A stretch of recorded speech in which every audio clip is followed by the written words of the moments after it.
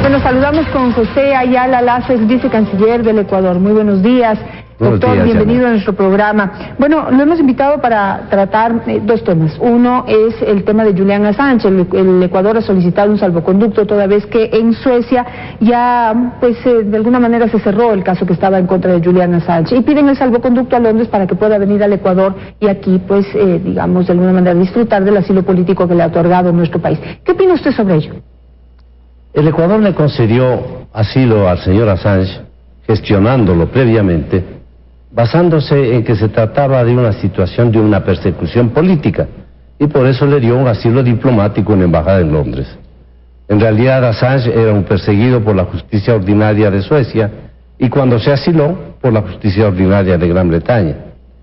Gran Bretaña no reconoce el derecho de asilo, y en consecuencia no quiso colaborar con el Ecuador para la expedición de un salvoconducto para Assange. Ahora la justicia sueca ha suspendido la investigación en el juicio iniciado por acusaciones relativas a delitos sexuales, es decir, delitos de derecho penal común.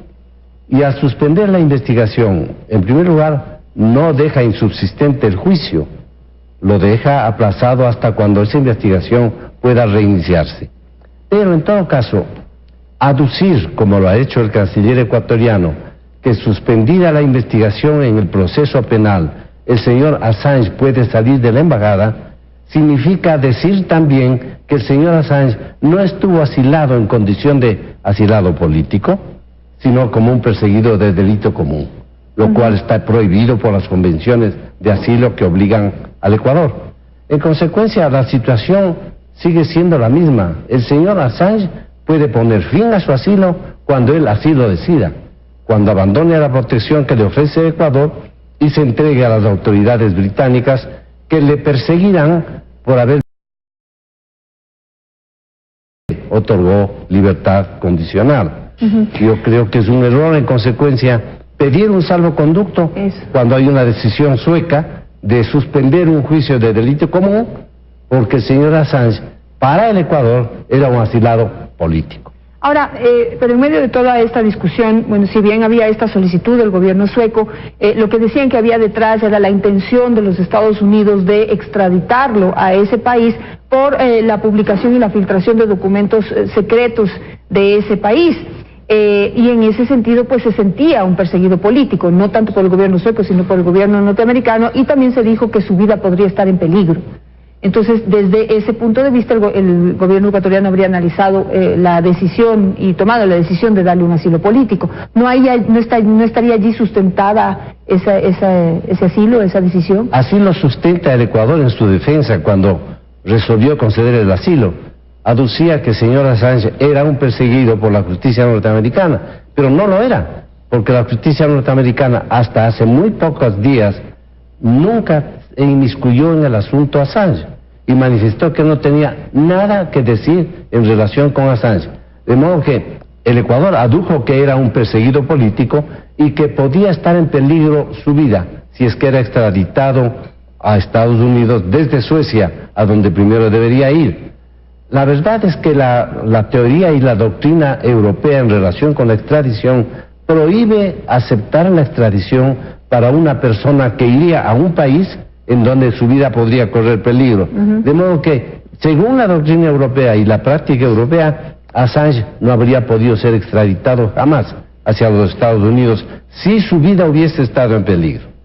Recientemente el señor Trump ha manifestado el deseo de no dejar impune el acto delictivo del señor Assange, y por primera vez los Estados Unidos manifiestan así por parte de la voz del jefe de Estado que piensan iniciar o podrían iniciar una causa persecutoria contra Assange por el delito común denunciado.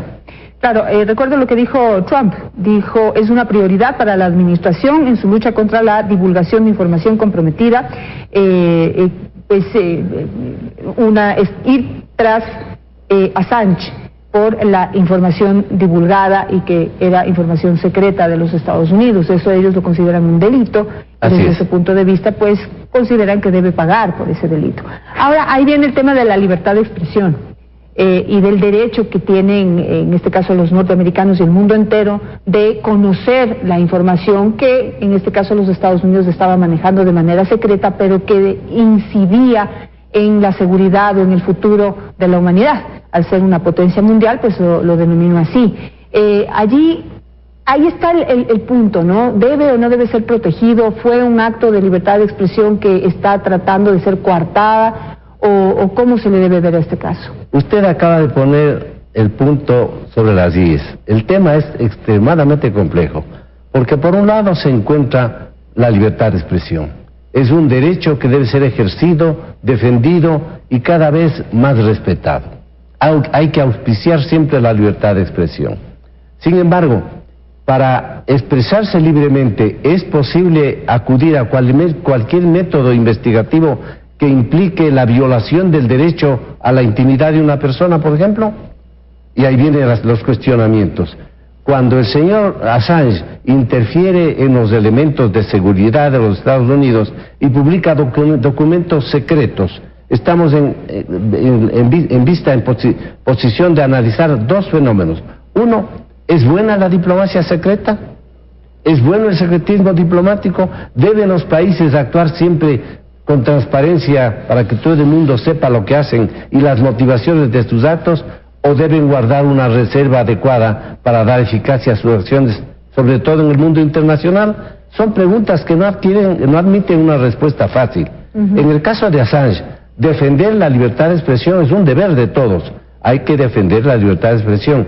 Y quizá por eso, inclusive, se explica, aunque no se justifique, alguna de las expresiones de Assange cuando en su condición de asilado hablaba e intervenía en materias políticas, afectando al país territorial, Gran Bretaña, al país de asilo, el Ecuador, y a la política internacional, en definitiva. Le voy a hacer una pregunta más complicada para que usted mire si nos quiere dar su opinión, pero yo sí estoy de acuerdo con que debe publicarse absolutamente todo documento, por más secreto que sea, sobre todo si eso afecta de alguna manera el futuro o la seguridad o en general la vida normal de una persona. Yo creo que los documentos publicados por Julian Assange son absolutamente valiosos.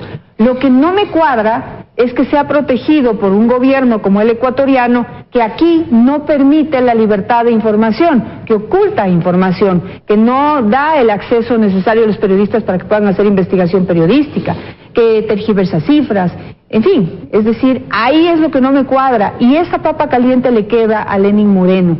¿Qué cree usted que debe hacer él? Sí, lo que se es absolutamente cierto, y yo añado otra cosa. Mientras al mismo tiempo se defiende a la libertad de expresión del señor Assange, se castiga a quienes, se dice, interfieren en la vida privada de funcionarios del gobierno ecuatoriano y se los somete a un juicio por violación de intimidad. De modo que hay una contradicción entre una y otra política. Al señor Moreno se le presenta este problema que es delicado. Él ha dicho que mantendrá el asilo al señor Assange. Y está bien que lo mantenga, porque el Ecuador es signatario de las convenciones de asilo, hizo uso del derecho que tenía originalmente de calificar como política la persecución a Assange, aun cuando esa no lo hubiera sido, pero hizo uso de ese derecho y ahora no tiene manera de evitar que el señor Assange continúe en la embajada hasta cuando Assange libremente resuelva salir de ella, o hasta cuando Gran Bretaña, y esto no lo creo, le conceda un salvoconducto para viajar a cualquier otro país. Es decir, difícilmente vendrá acá al Ecuador, esa solicitud de salvoconducto legalmente, pues de acuerdo a las normas de la Gran Bretaña, difícil que se pueda otorgar. Ciertamente Gran Bretaña no le dará un salvoconducto, pero si Assange abandona la embajada y Gran Bretaña decide no perseguirlo por violación de su palabra, puede él prácticamente ir a cualquier país del mundo como un ciudadano australiano residente en Gran Bretaña, libre de viajar. De modo que la situación va a ser, yo diría, en un porcentaje muy mayoritario, dependiente de lo que Assange decida. No hay circunstancia política o jurídica previsible que pueda modificar sustancialmente la situación actual.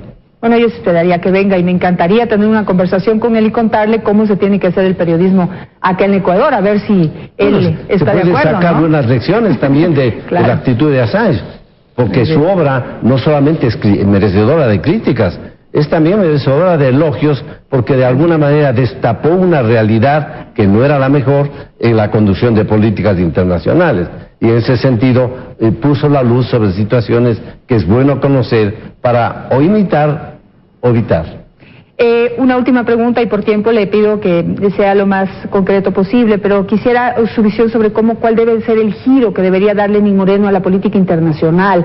Hasta el momento ha sido tratada como un botín político, pero pues la política internacional es un área seria que puede abrirnos puertas para el desarrollo que tanto estamos buscando, la inversión extranjera y en fin. Muy pocas palabras yo le diría, creo que la política internacional del señor Correa obedeció a los intereses ideológicos que defendía y que defiende. La política internacional del Ecuador debe obedecer y respetar y promover los intereses del Ecuador por sobre todas las demás consideraciones. No puede ser ideológica, tiene que ser en defensa y en protección de los derechos de los ecuatorianos. Tiene que ser ejercida por ecuatorianos para ecuatorianos. Perfecto. Muchísimas gracias, doctora Ayala, por estar esta mañana con nosotros.